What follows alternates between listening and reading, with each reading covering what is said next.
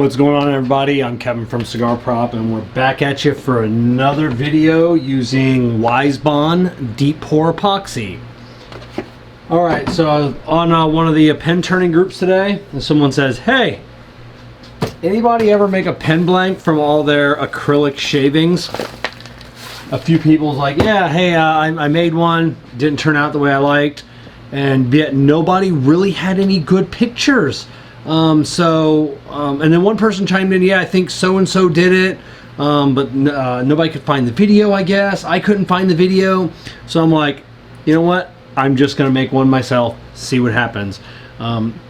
Anybody in the pen turning community, if you got something weird or strange that you maybe want to see a video of that nobody's done a video of, reach out to me. You can either comment down below or send me an email, kevin@cigarprop.com. I do tons of cigar reviews, so my camera's always set up. So I'm always ready to film at the drop of a hat. I've always got my epoxy thing set up lately, so it's pretty easy, just like today. So people were wondering what's going on with the product. I'm like, I'll do a video and shoot it. I don't have a clue as to how to make this. Now, luckily, we're using WiseBond that does not need a pressure pot, vacuum chamber, or anything else, because the problem is with all of this confetti, it's going to create a lot of air. So in a typical system, or a typical epoxy or resins that you only have 15-20 minute work time, you need to get that air out of there fast. That's why you need a vacuum chamber or pressure pot. WiseBond, it's gonna be 4 or 5 hours before this sets up. So at that point, who cares?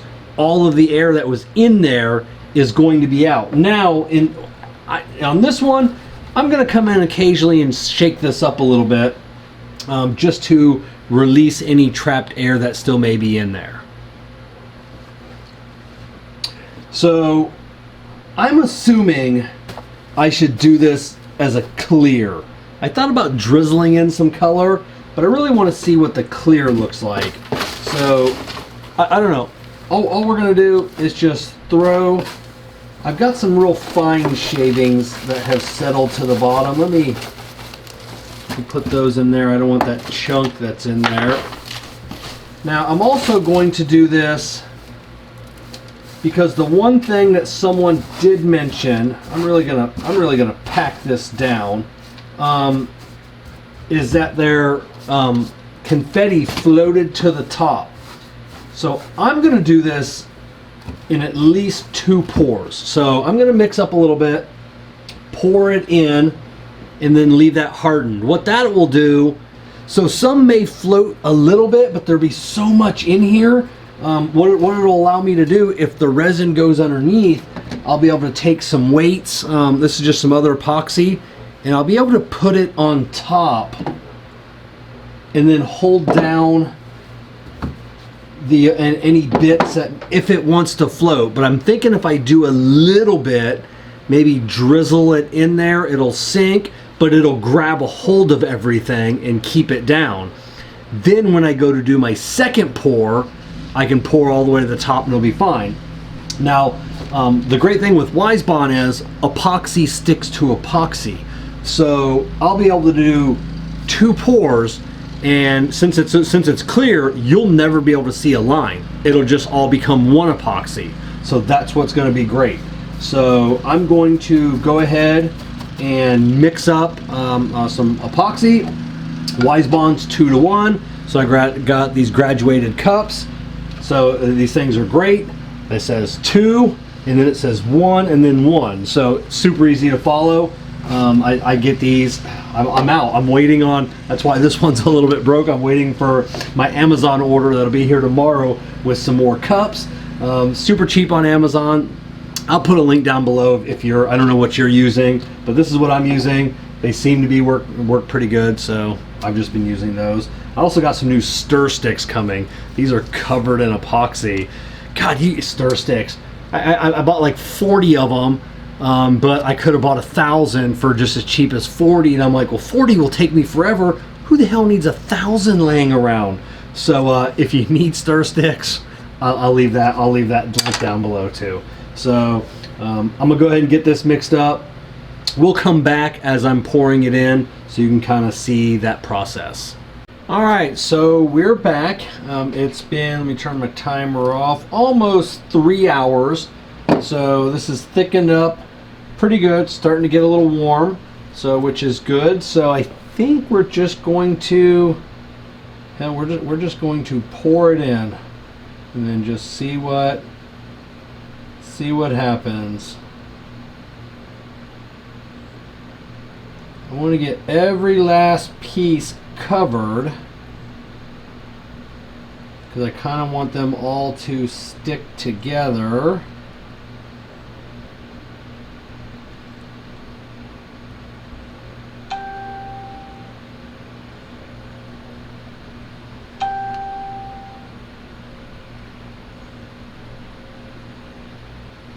All right, so it's definitely sinking down in there. I don't know how anybody would say that this stuff floats. There is not a chance in hell that this stuff is going to float. Oh, I think I was worried for nothing. So I think what I'm going to do is because now what's got me concerned, now that I'm thinking about it, is those air pockets are going to rise. What if there's some little air pockets, the bubble is just about to burst, or it bursted and it left that little crater and it's down inside there. When I go to pour that second layer, well, if I go to pour that second layer, it should fill in, but there's no way this is floating. I think this WiseBond Deep Pour Epoxy is thick enough that there's not a chance in hell it's going to float. What I'm going to do is I'm going to go ahead and mix up another batch. It's getting a little late. No way I can wait 3 hours. So I think I'm just going to mix up another batch real quick, and then I'm just going to pour it right in. All right, so we got another batch poured up. Hopefully this will take it to the top.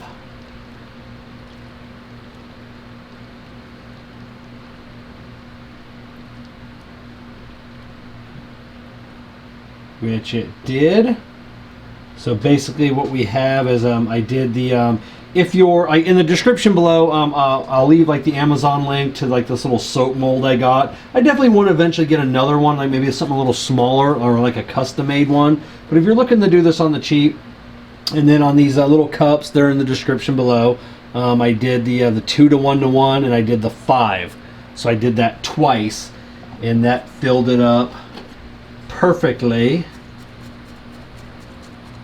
So what I'll do, and like I said earlier, what's great about this, the WiseBond, is because it takes so long. I mean, see what I'm doing here is smashing this down. I'll be able to do this for another couple of hours. So any air pockets that are trapped in there are going to rise to the surface, and I really don't care about popping them or heating them up and getting rid of them, because like I said, eventually I'm just gonna cut this up into blanks anyway. So who the hell cares if the air is still on top? But on this one, I'll probably break out my heat gun, pop them a little bit, just so I can kind of keep an eye on like new bubbles that are coming up. And then I'll take my my little masher here, my stick, every so often, and I'll just kind of smash them down and release any air that's in there. But yeah, no, there's no way these things float. Whoever said that's full of shit. So yeah, I can't wait. Now it's kind of cool. There's so many different colors inside there. It's kind of cool. I'll be able to make a whole new set of blanks using all, and then hopefully it works, because this is acrylic. This is acrylester. There's a little bit of epoxy in here. There's a little bit of kieranite in here. So the only downfall, I guess I'll just have to take it a little slow, take my time when I'm turning the blank, because all those different pieces, may turn a little bit different. Acrylester chips and blows out, Kieranite's a little harder, epoxy's a little softer, so I'll just have to take my time. So we'll see how this comes out. I'm gonna let this sit for a day or two. We'll pop it out, show you, see what it looks like. We'll get it cut up, show you what that looks like, and then we'll turn some stuff out of it. So we'll see you back here in a couple of days. All right, and it's back. I know we said we'd be back in a couple of days, but it's been the next day. It seems to be rock hard, so I think this is set up completely. I've always let these sit for a couple of days, but maybe I haven't had to. It is, I mean, just, hopefully we can see.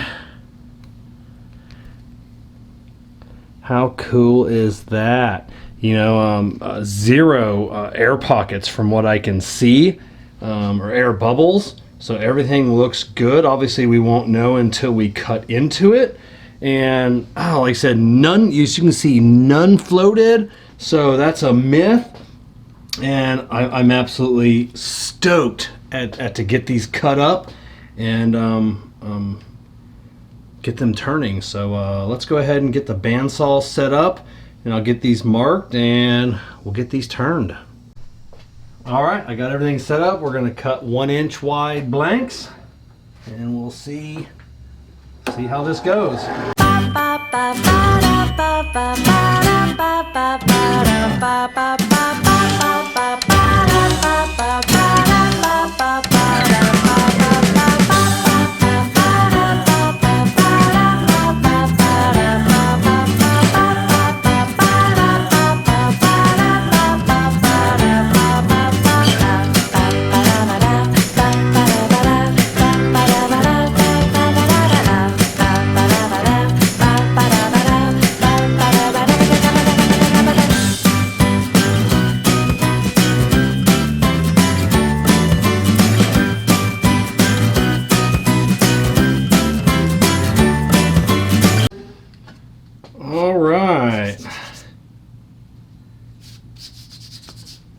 Kind of hard to tell, but that's what we're looking at. Let's take a piece from the middle, and man, just not a single air bubble from what I can see.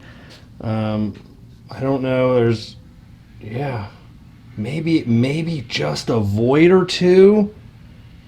That's about it. Now that I got these tore apart, man, these, I think they do need, these are just a little soft, I think still. I think they probably may have needed another day to harden up. Yeah, because I can still move just the top a little bit. I'm gonna go ahead and prepare one and drill it up and see what the middle's like. See if it's completely hard. So, all right. I'm gonna get these cut down to size and then and get them drilled out. All right, and we are back. We got all of the blanks. We've got them. I mean, look how cool those are. So with all the confetti in them, so we got them drilled out. We got the tubes glued in. We've got them mounted on the lathe.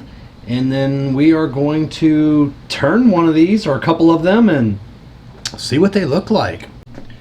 All right, as you can see, I've got 2 of them mounted on here. I bought an extra set of bushings so I can turn 2 at once. Well, not really at once, because my rest isn't quite wide enough. I need to get another rest. My other one is too wide to fit in here, but this one's not wide enough to do them both.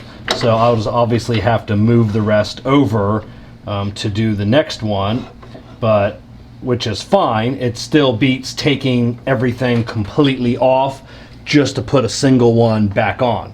So that's super cool. So let me go ahead and get my mask on, get everything set up, and we'll go from here.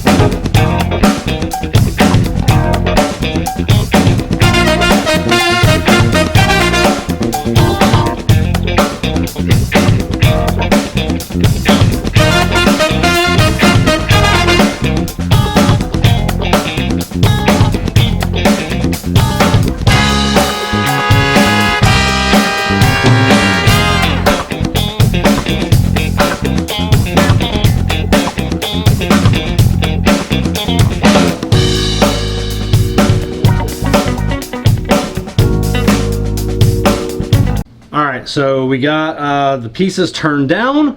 We're gonna go ahead and sand them up. A couple things, I can't remember, I'm making like 3 videos all at once, so I'm having a hard time remembering what I said in each one. A couple things, always make sure you wear a mask.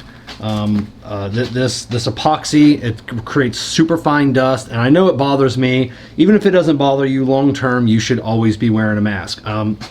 I don't care what kind of mask it is. I saw one of those Facebook videos and they talked about the RZ mask, so I bought one on Amazon and I absolutely love it. I do have a full-on respirator for other stuff, and then make sure you use a dust collector. This is an inexpensive one that I got on Amazon also. This is from Penn State Industries, and I love this. I got my hose hooked up, my vacuum's all the way over there, and I love the another cheap little $20 thing or so I bought on Amazon was this little remote control for my vacuum. All it is, thing plugs into the wall, vacuum plugs into that, instantly pairs, and it's on. I absolutely love this thing. So we're gonna go ahead and sand this down. Before we wet sand it, I'm gonna, because I can't tell because it's so sparkly and there's so much confetti in there, I can't tell how smooth this is. So we're gonna go from 220 all the way up to 400 on the regular sandpaper, and then we'll break out the micro mesh and then go through all the different grades on that. So let me get my mask back on, get the camera set up here, and then we'll get back to sanding.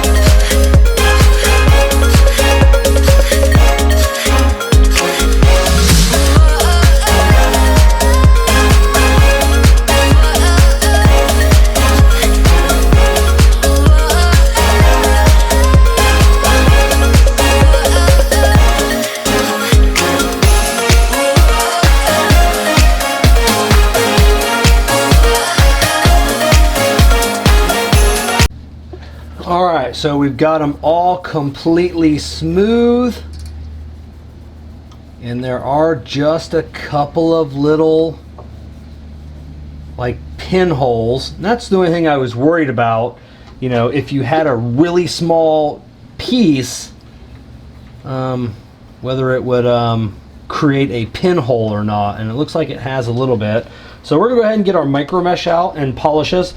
The one thing I'm not seeing a lot of people doing is using just regular sandpaper on a lot of their acrylics and epoxies.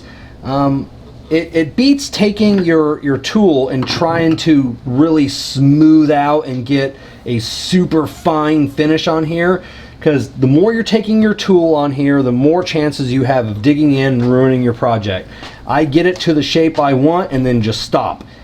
Go through all the sandpapers and then go through your micro mesh. These I buy, these are like 3M. I get these in the sheets at the paint department at Home Depot, and then I just cut them into strips. So let me go get the micro mesh and then some water, and let's get these sanded down.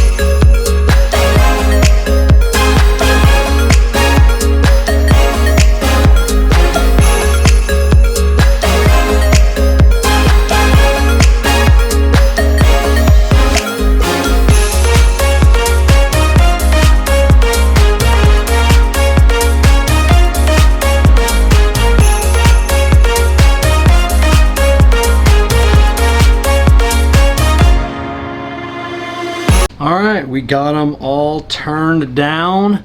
We don't have them polished yet, and man, I'm gonna have to try and take, can you see that? I'm gonna have to try and take a picture of that and maybe flash up on the screen. Hopefully I can get a better picture. These came out fantastic. Let's go over to the other lathe and polish these up. Now you can see the brass tube through these, so you could possibly, instead of putting just leaving the epoxy clear, maybe a slight tint of color to it, but I like seeing the brass tube.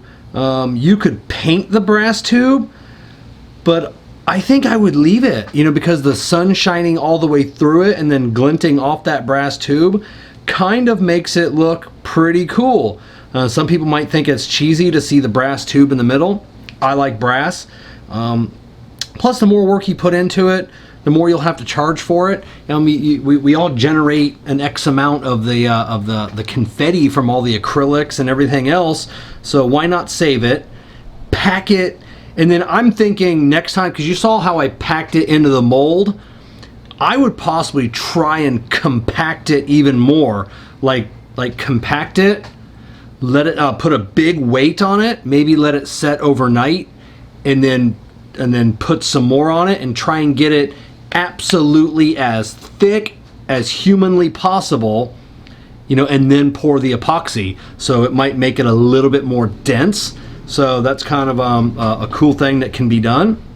So, but let's get these polished up, and then we'll go from there.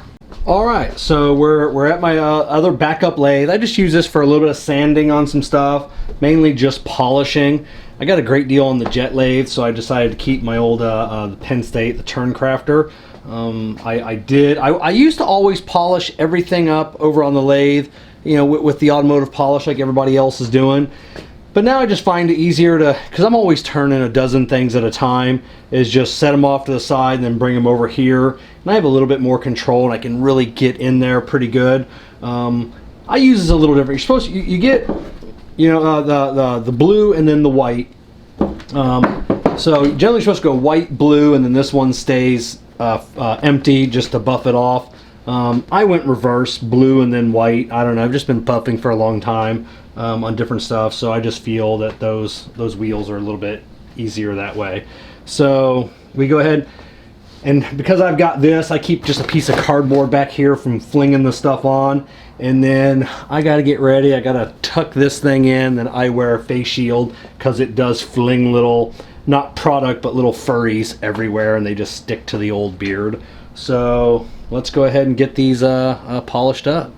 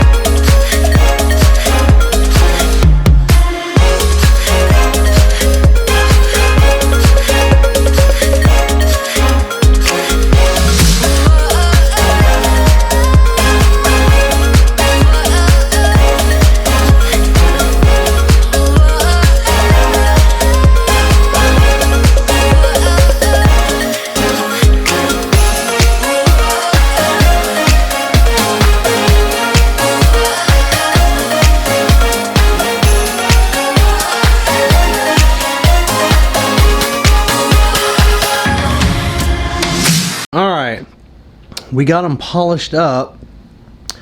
I tell you, when I was sanding them, you could see like the little pinpoint. Excuse me.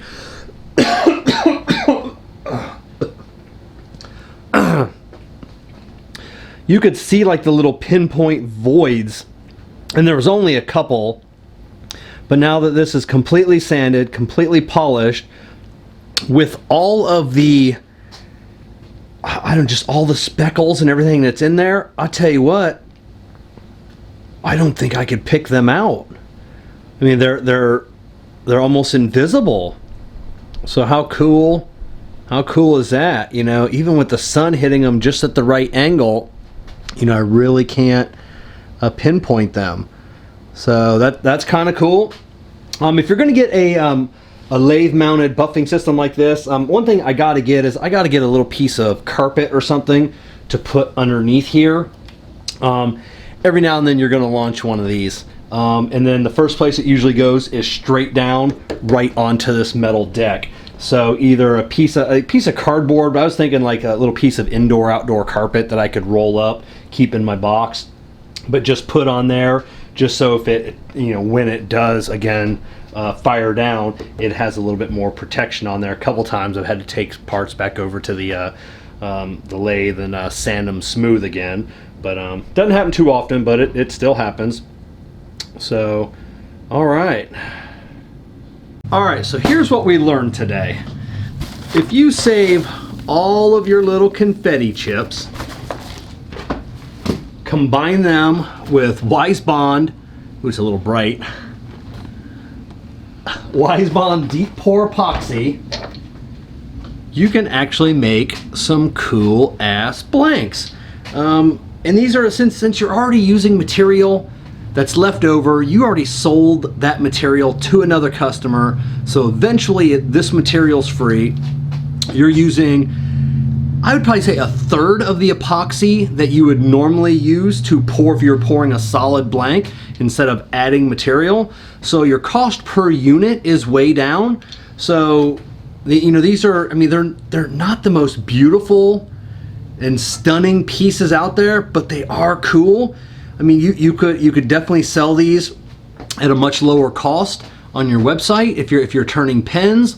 You know, maybe do like these with a slim line. You know, those slim line kits. I mean, I don't personally make them because I really don't like the slim line, but I think the kits are like $1 a piece. So I mean, you could make those, use your leftover scrap, and then, you know, sell your customers your $60, $70 pens, and then maybe they'll buy a $5, you know, a slim line, or $6. So it's always an item that gets added on to, you know, we call them loss leaders in the industry.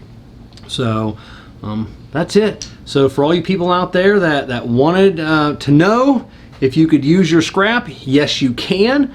I'm kind of interested to see how wood turns out. So maybe saving some of my wood shavings next and then doing it that way. So versus the acrylic. So we obviously know it'll work. So I'm just interested to see how that turns out, especially if you save and mix tons of different style of wood. That would be super cool. So hopefully this helps everybody out. If you're looking for WiseBond epoxy, if you're looking for anything, I'll try and remember to like put links down below of the stuff that I bought off Amazon. If not, go back in the video. Hopefully I said the names of everything, and then you can just Google it yourself. But I'll try and remember. And then other than that, hopefully it works out for you. So until next time, I'm still trying to think of a catch line to come up at the end. So I'm just gonna say, I'm gonna copy my buddy Vic. So until next time, stay rugged. He's gonna kill me for using his tagline. You're not gonna get this far in this video anyways, Vic, so haha.